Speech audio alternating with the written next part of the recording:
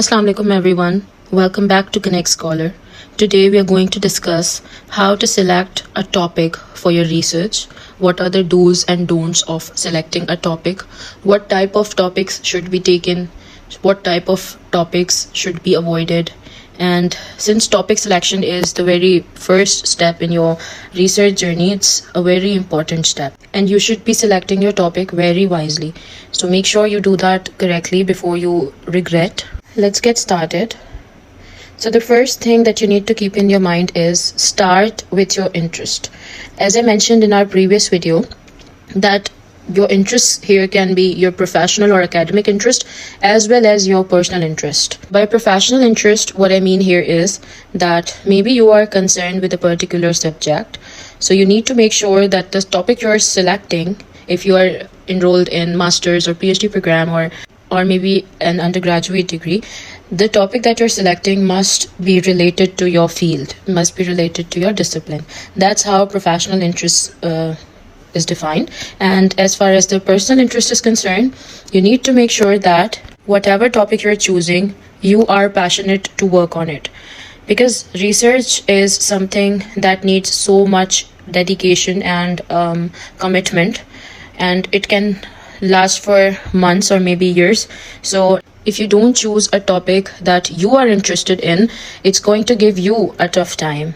Now the next thing is generate topic ideas. You can look for ideas in your surroundings, like maybe a lecture that was discussed by your teacher in your class, maybe something that some of your seniors are working on, maybe something that is trending, or maybe something that you accidentally found online. Wherever you find a topic, you must discuss your ideas with your mentors, your supervisors, or your classmates or colleagues that you're going to work with, because all of you need to agree on the same thing before starting a topic. I have listed a few websites for browsing topics and looking for research articles. First one is Google Scholar, which is a very popular website, and whenever somebody talks of research, Google Scholar is something that they'll mention first of all.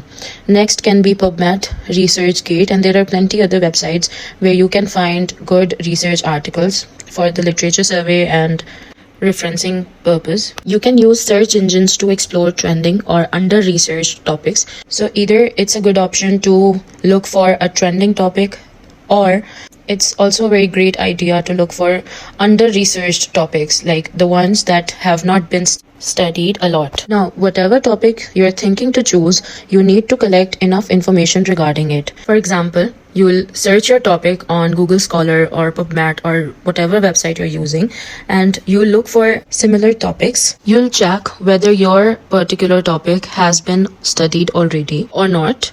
If it has not been studied, that means there's a study gap and you can perform that study in your region. One more case can happen here. Maybe that particular topic has been studied in your region, but it has not been studied using a new technique or new methodology. That is also a kind of study gap. And now you can perform your study on that particular topic with the new methodology, new technique, which will make your article, your research study different than other researchers. And that is how you will contribute to the similar kind of topic. And since your methodology is different, your contributions to this kind of study may be better than the previous studies that have been conducted. Next important thing is that you should keep your topic manageable. Only select a topic once you're sure that this topic can be completed within given time and with the resources that are available around you. For example, instead of studying diabetes in Pakistan, it will be better to study type 2 diabetes in adults in Karachi over the last 5 years. So you have one certain region to look for data, that is Karachi, instead of the entire Pakistan. And instead of looking for all the diabetes cases, you are focused on type 2 diabetes as well. Both of these things will contribute in two things. First is that time to collect data from one particular city of a country is easier and is less time consuming than collecting data of the entire country. Secondly, if we are only focused on type 2 diabetes in adults, we will be skipping all other types of diabetes and all other age groups. That will make our work simpler and the data that we have collected will be easier to analyze. Now, that doesn't mean you should never go for topics like diabetes in Pakistan. You can go for such topics as well if you think you have enough resources to collect data from all over the country, and you can also choose such topic if you have enough time for collecting data from all over the country. Next important thing is avoid duplication.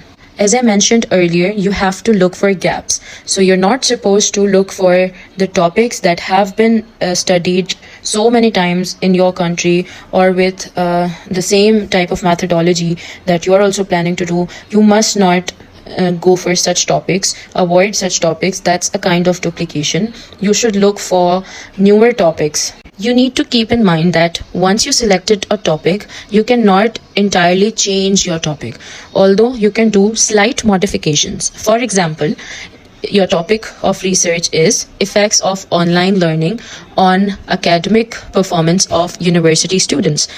If you want to modify this topic, you can change it to effects of online learning on academic performance of students of final year. This way you changed your target population, but your topic remains same. The original object remains same, except for that instead of covering the entire university, you're focusing on certain group of students from final year. Lastly, here are some more important tips. First one is timeliness, which means that you need to make sure that your topic is something that can be covered in the given time. Next is acceptability, which means you have to make sure that the topics that you're choosing are not very controversial. Third is ethical consideration.